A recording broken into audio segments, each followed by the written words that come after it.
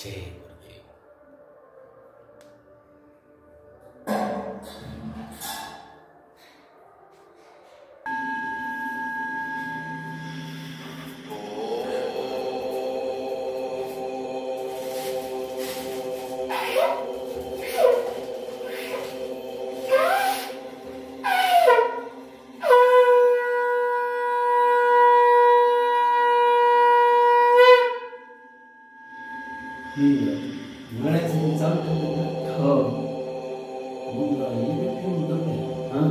तसंच राहावं लागतं.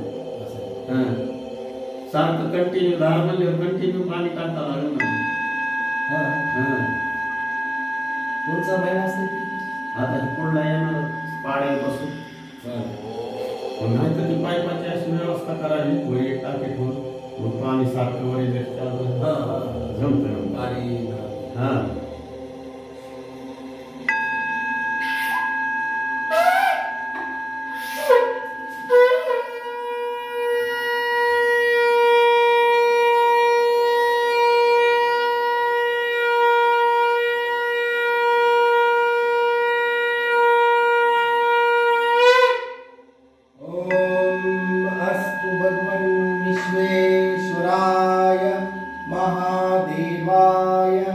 त्र्यंबकाय त्रिपुरांतकाय त्रिकाग्निकालाय कालाग्निरुद्राय नीलकंठाय मृत्युंजयाय सर्वेश्वराय सदाशिवाय श्रीमन्महादेवाय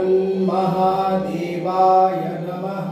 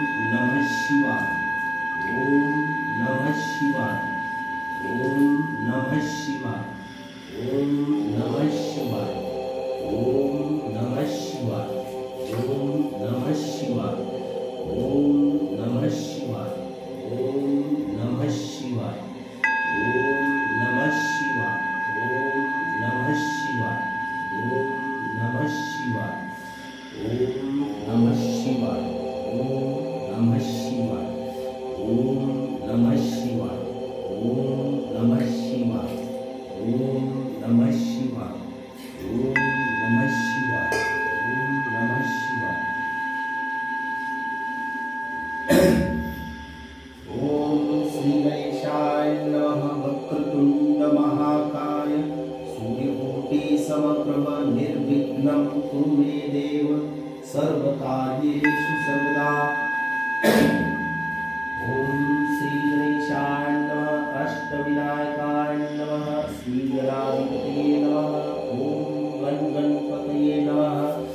ओम गणानात्वा गणपतिं नमामहे कविं कवीनामुपश्रवस्तमं ज्येष्ठराजं ब्रह्मणां ब्रह्मणस्पत आनश्वन्वन्नतिसिद्धसादनं महागणपतये नमः। प्रणो देवी सरस्वती वाजेवती धीनामभिद्रवतु। श्री गणेशाय नमः, सरस्वत्यै नमः, श्री गुरुदेवताय नमः, श्री रामदेवताय नमः, श्री इष्टदेवताय नमः, सकल योगी जनाय नमः। ओम भगवते वासुदेवाय नमः। ओम सकल साधु जनाय नमः, सकल देवी देवताय नमः, सकल सृष्टि तत्वाय नमः, सकल जीवात्माय नमः। ओम नमः पार्वतीपते शिव हर हर महादेवाय नमः। श्री कैलाशपते महादेवाय नमः।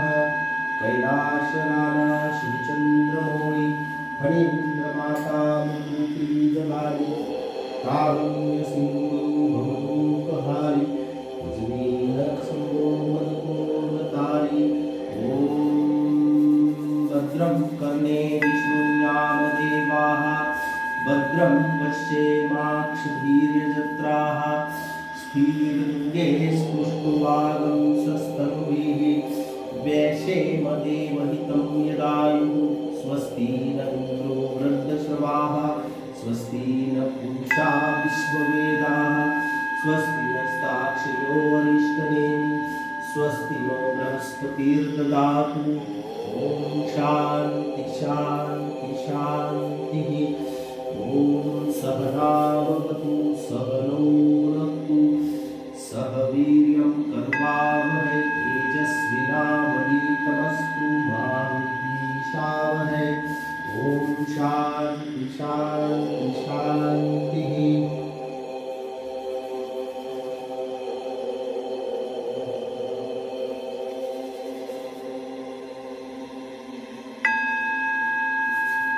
ॐ नमस्ते गणपतये त्वमेव प्रत्यक्षं तत्त्वमसि त्वमेव केवलं कर्तासि त्वमेव केवलं धर्तासि त्वमेव सर्वं खण्डितं ब्रह्मासि त्वं साक्षादात्मासि नित्यं तं वच्मि सत्यं वच्मि अवत्वमाम् अवभक्तारम् अवश्रोतारम् अवदातारम् अवधातारम् अवाञ्छान्मवशिष्यम् अवपश्चातात् अवपुरस्तात् अवोत्तरातात् अवदक्षिणातात् अवचोर्ध्वातात् अवादरातात् सर्वतो मा पाहि पाहि समन्तात् त्वं वाङ्मयस्त्वं चिन्मयस्त्वं आनन्दमयस्त्वं ब्रह्ममय त्वं सच्चिदानन्दाद्वितीयोऽसि त्वं प्रत्यक्षं ब्रह्मासि त्वं ज्ञानमयो विज्ञानमयोऽसि सर्वं जगदिदं त्वतो जायते सर्वं जगदिदं त्वत्तिष्ठति सर्वं जगदिदं त्वयि लयमेषति सर्वं जगदिदं त्वयि प्रत्येति त्वं भूमिरापो नलो निलो नभः त्वं चत्वारि वा पदानि त्वं गुणत्रयातीतः त्वं देहत्रयातीतः त्वम् अवस्थात्रयातीतः त्वं कालत्रयातीतः त्वं मूलाधारस्थितोऽसि नित्यं त्वं शक्तित्रयात्मकः त्वां योगिनो ध्यायन्ति नित्यं त्वं ब्रह्मा त्वं विष्णुस्त्वं रुद्रस्त्वं इन्द्रस्त्वम् अग्निस्त्वं वायुस्त्वं सूर्यस्त्वं चन्द्रमास्त्वं ब्रह्मभूर्भुवः गणादिं पूर्वमुच्चार्यवर्णादि सदनन्तरम् अनुस्वारत्वत्तर अर्धेन्दुरस्मितं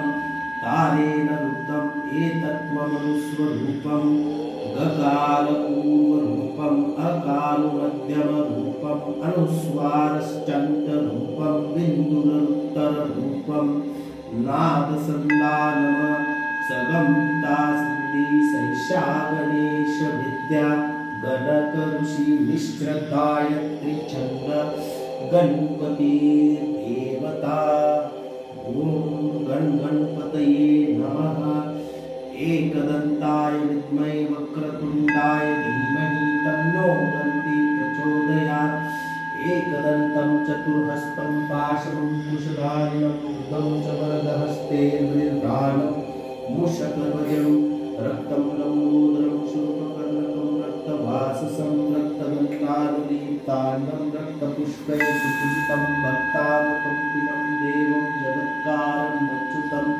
आविर्भूतं सृष्ट्यादौ प्रकृते पुरुषात् परम् एवं ध्यायति यो नित्यं स योगी योगिनावरः नमो व्रातपतये नमो गणपतये नमः प्रथमपतये नमस्ते स्तुलम्बोदराय एकदन्ताय विघ्ननाशिवशिवसुताय श्रीवरदमूर्तये नमः ॐ शान्ति शान्ति शान्तिः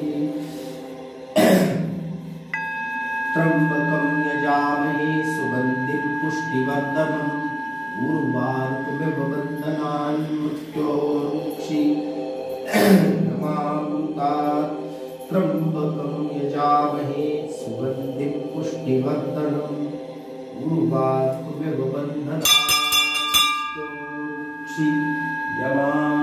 मृत्योर्मुक्षीयमामृतात् त्र्यम्बकं यजामहे सुगन्धिं पुष्टिवर्धनम् उर्वारुकमिवबन्धनान् मृत्योर्मुक्षीयमामृतात् ॐ शान्ति शान्ति शान्तिः